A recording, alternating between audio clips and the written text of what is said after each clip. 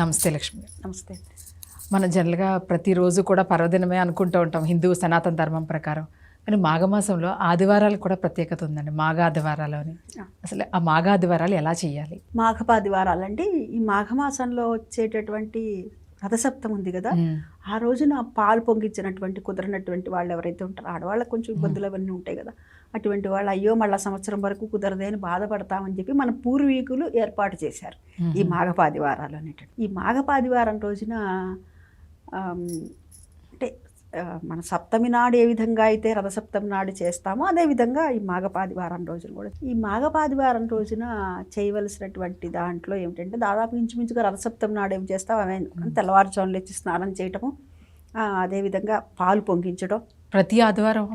అంటే ఇప్పుడు ఒకవేళ నాకు రథసప్తమి నాడు కుదిరింది చేశాను, కానీ మాఘపాదివారం రోజు కూడా చేయాలనుకుంటున్నాను. మా అమ్మగారు అలాగే చేసేవారు. అంటే ఆరోగ్యమే కదా మహాభాగ్యము, ఈ ఆరోగ్యం ఉంటే అందరికీ బాగుంటుంది అనే దృష్టితో ఇటు రథసప్తమి నాడు చేసేవారు, మాఘపాదివారం నాడు కూడా చేసి. ఎప్పుడైనా కానీ ఒక విషయం గుర్తుపెట్టుకోవాలి, రథసప్తమి నాడైనా మాఘపాదివారం రోజైనా ఏ రోజు చేసినా కూడా పాలు పొంగించినప్పుడు ఒంటిపూట భోంచేయాలి.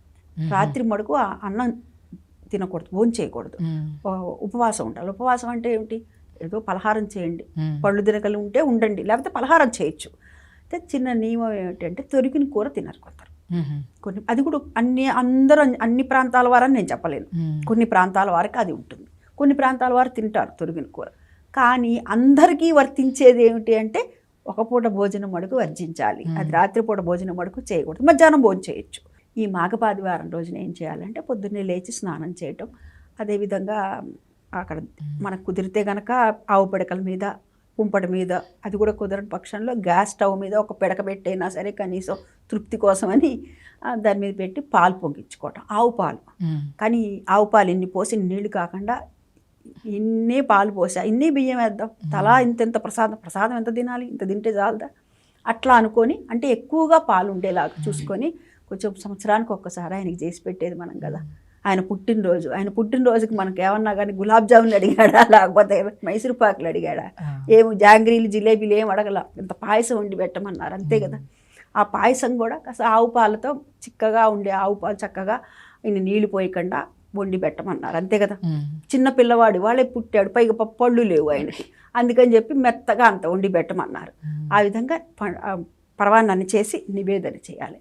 ఈ మాఘపాదివారం రోజున దానికి ఒక కథ కూడా ఉంటుందండి. ఒక రాజుగారి కూతురు, మంత్రి గారి కూతురు ఇద్దరు కూడా ఉన్నారట. వారి చిన్నతనం నుంచి కూడా ఇద్దరు కూడా మంచి స్నేహితులు, పెరిగి పెద్దవారు అవుతున్నారు. సరే, ఇద్దరికి కూడా వివాహం అయింది. వివాహం అయిన తర్వాత రాజుగారి కూతురు, మంత్రి గారి కూతురు ఇద్దరు కూడాను ఈ మాఘపాదివారపు నోవుని పట్టారు.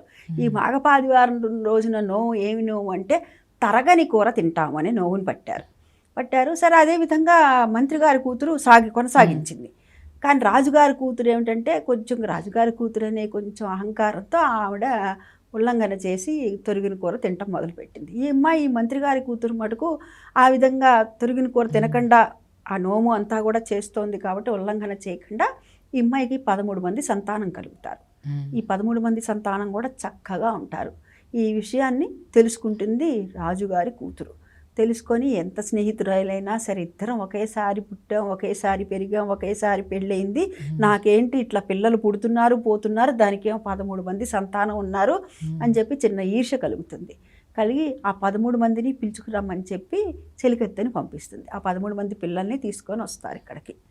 తీసుకొని వస్తే ఈ రాజుగారి కూతురు ఏం చేస్తుందంటే 13 మంది పిల్లలకి తలలు నరికేసేసి ఒక పెట్టెలో పెడుతుంది. సరే, కొద్దిసేపు అయిన తర్వాత ఈ మంత్రి గారి కూతురు ఉంది కదా, 13 మంది పిల్లలకి భోజనం పెడుతుంది. ఇదేంటి, ఈ పిల్లలు అక్కడికి వెళ్ళారు కదా, కానీ 13 మంది ఇక్కడ ఉన్నారు ఏంటి అని అంటే, ఈ అమ్మాయి ఏంటి ఉల్లంఘన చేయలేదు కదా, అందుకని అమ్మవారి అనుగ్రహం ఉంది.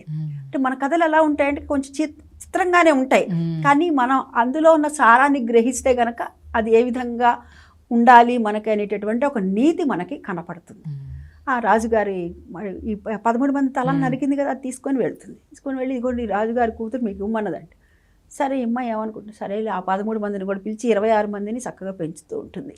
ఈ రాజుగారి కూతురు బాధపడుతూ మళ్ళీ ఎవరి ద్వారానో తెలుసుకుంటుంది, ఈ 13 మందిని చంపిన వాళ్ళు కూడా మళ్ళా బతికారు, వాళ్ళందరూ బాగున్నారు, 26 మంది అయ్యారు, బాగున్నారు అని చెప్పి. ఓ రోజు అడవిలోకి వెళ్తూ బాధపడుతుంటుంది రాజుగారికి. బాధపడుతుంటే ఒక ముసలమ్మ వేషంలో అమ్మవారు వస్తుంది. వచ్చి ఎందుకు నువ్వు బాధపడుతున్నావు అని అంటే, ఏమిటి నేను చేసుకున్నటువంటి పాపం ఏమిటి, అది చేసిన పుణ్యం ఏమిటి, దానికి కడుపు నిండా సంతానం ఉన్నారు, ఇలాగూ మరి నాకెందుకు ఇట్లా పుడుతున్నారు, విచ్ఛిన్నమైపోతుంది, పోతున్నారు అని అంటే, నువ్వు ఇద్దరూ కూడా ఒకేసారి నోవు పట్టారు, కానీ ఆమె అయితే కనుక పూర్తి చేస్తోంది, నువ్వైతే ఉల్లంఘన చేశావు, తొరిగిన కూర తింటున్నావు, తినకుండా ఉంది అని చెప్పారు. ఓహో అందుకనా అని చెప్పి అనుకుంటుంది. ఓహో ఈ కనపడినావు ఎవరు అని అంటే, నేను పార్వతీదేవిని అప్పుడు గ్రహిస్తుంది.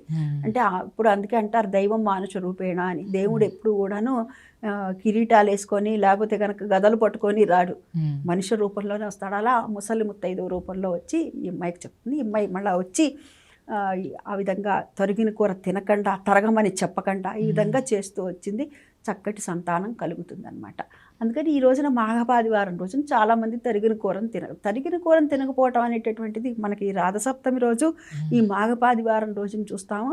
అదేవిధంగా మనకి నాగుల చవితి అప్పుడు కూడా, ఎందుకంటే సంతానానికి సంబంధించినటువంటిది. సంతానం విచ్ఛిన్నం అవ్వకుండా ఉండాలి, సంతానం బాగుండాలి, ఎవరైనా అనుకునేది అదే కదా.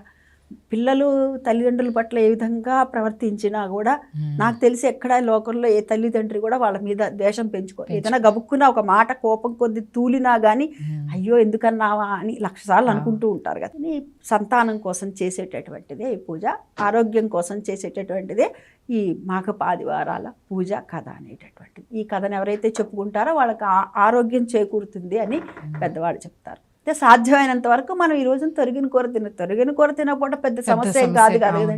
చిక్కుడుకాయలు చేసుకోవచ్చు, టమాటాలు ఒలుచుకోవచ్చు, బోలెడు ఉంటాయి కదా, మనం ఎన్నైనా చేసుకోవచ్చు.